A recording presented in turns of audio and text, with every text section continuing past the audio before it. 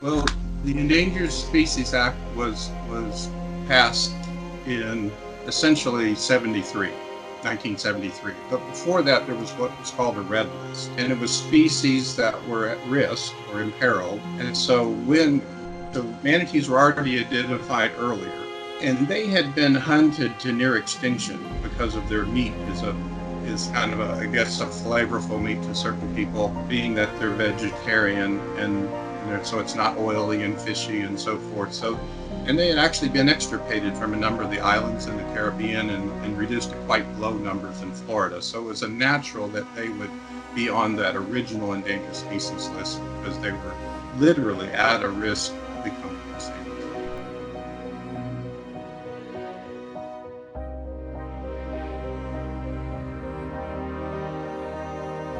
When a boat's going quite fast, there's not a lot of time for the manatee to get out of the way. There's less time for the boater to take action.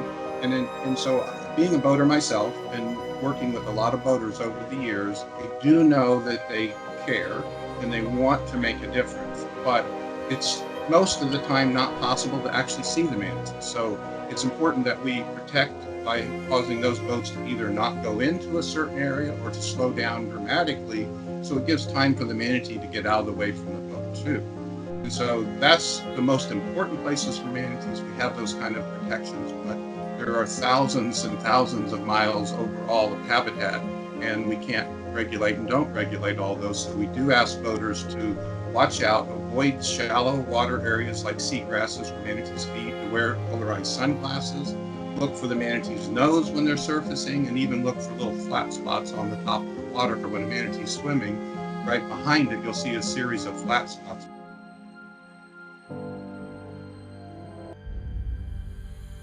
Red tide is a dinoflagellate, and so that won't mean a lot to a lot of people, but it's a little bitty, sort of almost microscopic size organism that bloom into the millions and billions of little teeny types of phytoplankton. And so they also produce internally what's called a brevetoxin. That brevetoxin, when it's released to the water or even in an aerosol in the air, can be quite toxic. So it really becomes almost like a neurotoxin. So manatees can become paralyzed, they cannot be able to swim, they would end up drowning. And it can also be consumed even sometime later when it gets into some of the seagrass beds and things like that as well. So, and that's where I'll just maybe take a minute and point out some of those boaters have found manatees that were in distress and stayed with them and helped them in order to keep them from drowning until they can be rescued. And so, and even though we looked at nearly 300 that we knew died from red tide, there was probably another 100 or more that you just couldn't determine what actually killed them because of the circumstances. So it was probably even more than that. So the more we've learned about red tide is that it is a naturally occurring organism. But that being said, it tends to be exacerbated by the water pollution, so extra nutrients and so forth. That doesn't start it, but it can actually make it persist longer and become even a little more virulent. So, and the things we need to do to protect against the brown tides and the blue-green algal blooms and those things are things that can actually help us dealing with red tide as well, because having the cleaner water we have, really the better that aquatic environment's going to be, the more the other species of plankton are going to be able to compete better in those situations too.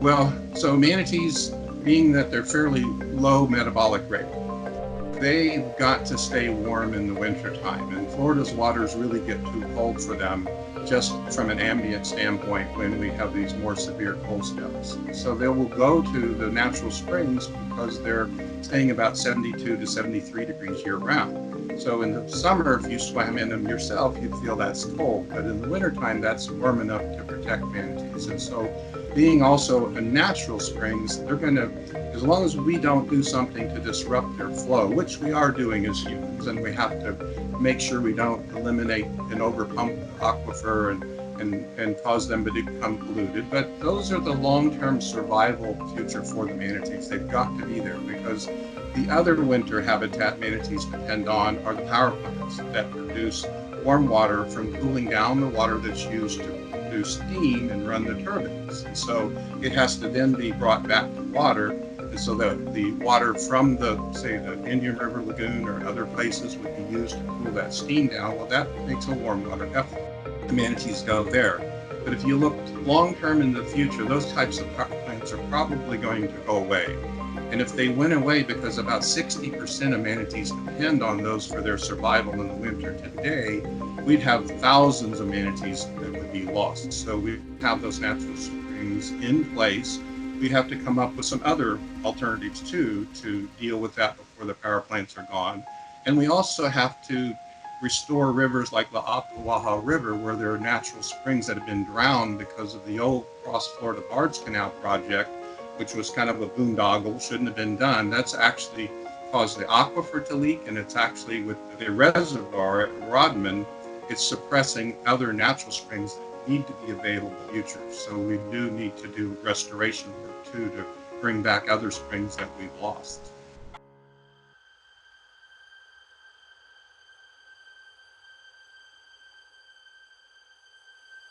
There was political pressure being brought on the Fish and Wildlife Service. They were actually sued by an organization, oddly enough, called Save Crystal River. It was not an organization that cared about manatees at the time, nor did they really care about the quality of the water in a true sense, because many of their actions were showing that they wanted to strip away the protections for manatees because they really didn't want to have to slow their boats down. That was sort of the initial nexus of why they sued. I will say in their defense today, I worked with them for many different years, and helping them to learn how to better protect the aquatic environment, and they listened. We had to actually stop them in court. We had to get the Corps of Engineers to issue a cease and desist letter, but a few years later, they came around. They're using techniques to remove some of the silt and problems in the environment and replant vegetation. So they've actually gone from an organization that was doing great harm to the environment to one that's kind of a little bit better on the positive side. But we're still disagreeing over whether or not manatee rules should stay in place. And quietly, some of them have told me, you know what, we think that the rules were good after.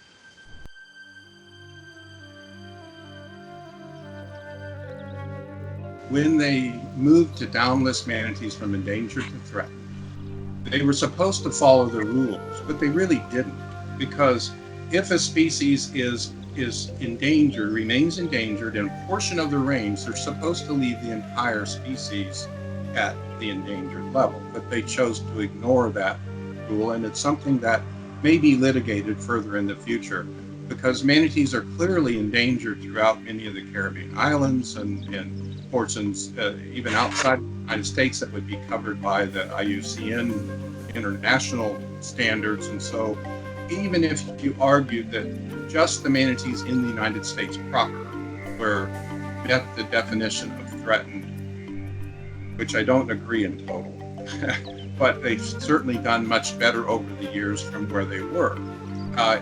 They still should have been required to keep them listed as endangered, because they were still endangered in a significant extent.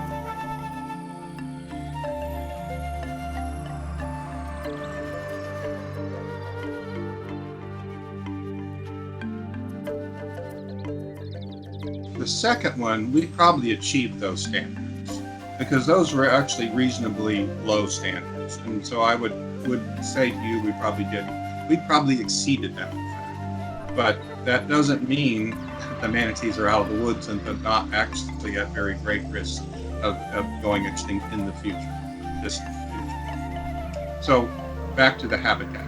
It's actually gone the other way around. We are actually having more serious problems. So as we've been talking about brown guides, we've talked about blue-green algal bloom, we've talked about overpumping of the aquifers and risk of future survival of the springs, and losses of seagrass. Those things are actually all worse. And if we don't get a handle on it, they're going to continue to get worse. So not only have we not controlled those risks and threats today, but they're likely to get worse in the future.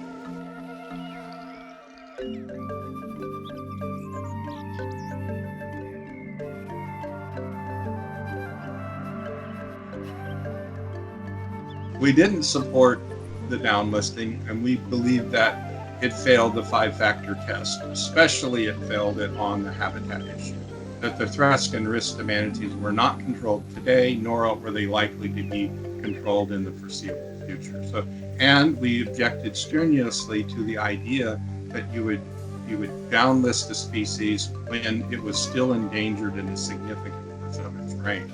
So just on those 2 points alone, it likely failed the test that they were required to follow.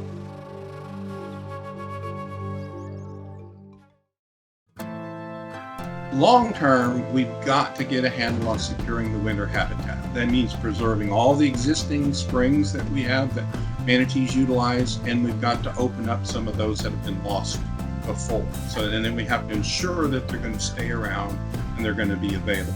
We have to also come up with a plan for what's going to happen to the manatees that are dependent on those artificial power plants now. We've got to come up with an intermediate solutions to help wean them off of that artificial warm water and allow them to transition over time to be able to make it through each and every winter that would come along in Florida. So those are that's absolutely essential. Secondarily, we've got to deal with our water quality issues. So when you have these large 1,000-acre brown tides and huge blue-green algal blooms and causes the shading over of the seagrasses, and the seagrasses are lost, that takes not only away from manatees, but it takes away from all the fisheries habitat and many other species that depend on those seagrass communities. So we've got to do a better job of preserving our natural ecosystem, our aquatic ecosystems, and the seagrasses are primarily the base of that in the brackish waters and marine waters. And then in our freshwater systems, we've also got to maintain a healthy water quality there so that the other species, submerged aquatic vegetation and other things can grow, because those are the food sources that manatees and many other species depend on. So that's another big one. And then when you come to direct impacts, so like the boating mortality we talked about, when you think about it, probably in the neighborhood of 80+% of manatees have all already been hit and nearly killed by a boat. So most every manatee has already been an inch of losing its life. It's important. Continue with the education of the boaters themselves at the same time, and continue to have boaters be a part of the solution, because it's not going to work if they're upset because they have to slow down, or you need them to understand why it's important to do that. And really, boating safety increases for other boaters, because Florida has led the nation in deaths among boaters from most every other state for most of the years as well. So it actually helps along that line as well. And so if we can do those are the primary things. We also have to cut down on entanglements, old fishing line that's been discarded, nets and fishing lures and things like that, all over time add up to serious problems. And then we have our water control structures, which can crush or drown manatees as well. So there's a lot of different things we have to do. And if you look at the details in even the third revision of the recovery plan, you'll see a number of those other things outlined in that as well.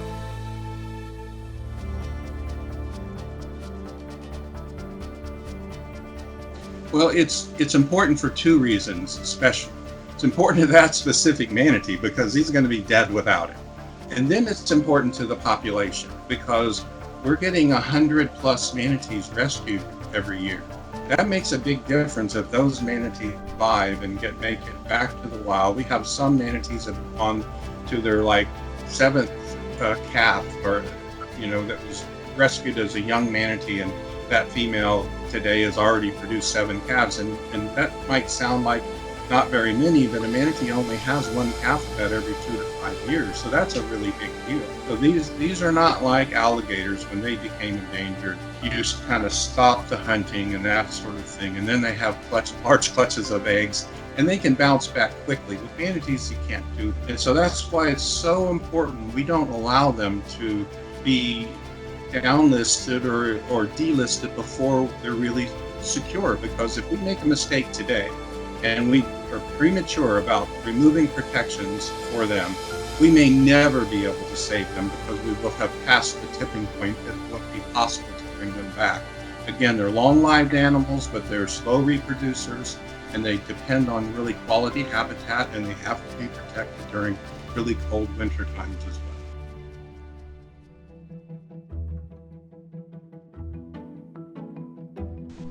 We're hugely involved in the Manatee Rescue and Rehabilitation Partnership. So we work with a series of other organizations, the Fish and Wildlife Service, the state of Florida, Fish and Wildlife Commission, Zoo Tampa, for example, SeaWorld, there's a Cincinnati Zoo, and working with the Columbus Zoo, they're a part of that partnership as well. Miami's Aquarium, I'm sure I'm leaving out Bishop Planetarium. Anyway, and Jacksonville Zoo. So that's some of them.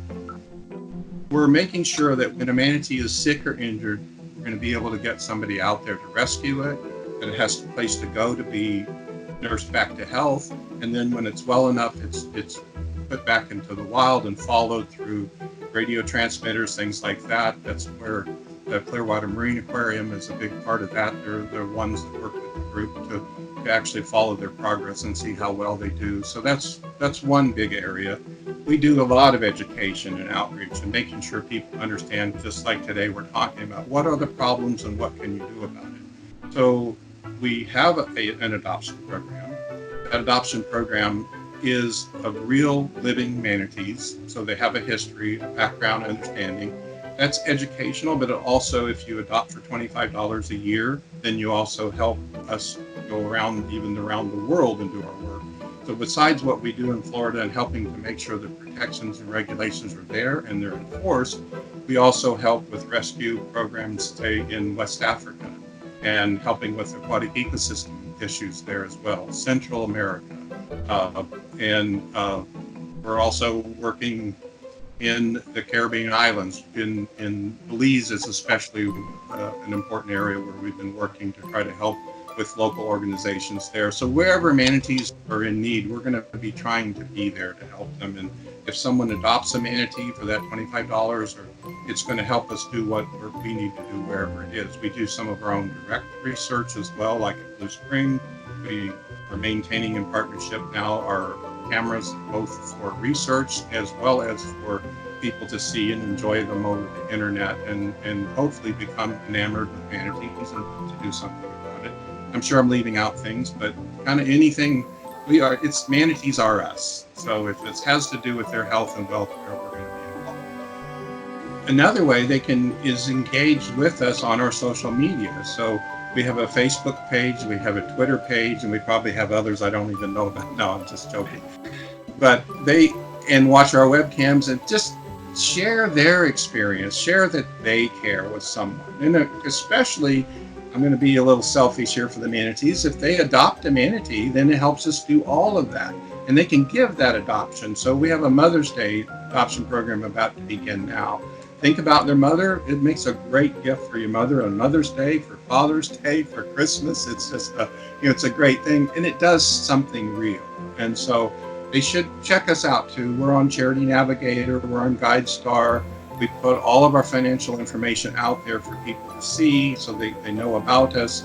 Even my salary is on there. So it's something where we feel like we're making a real difference, but we can only do that if people help us make that difference. We can only do so much as the staff for the organization, and we need others to be engaged in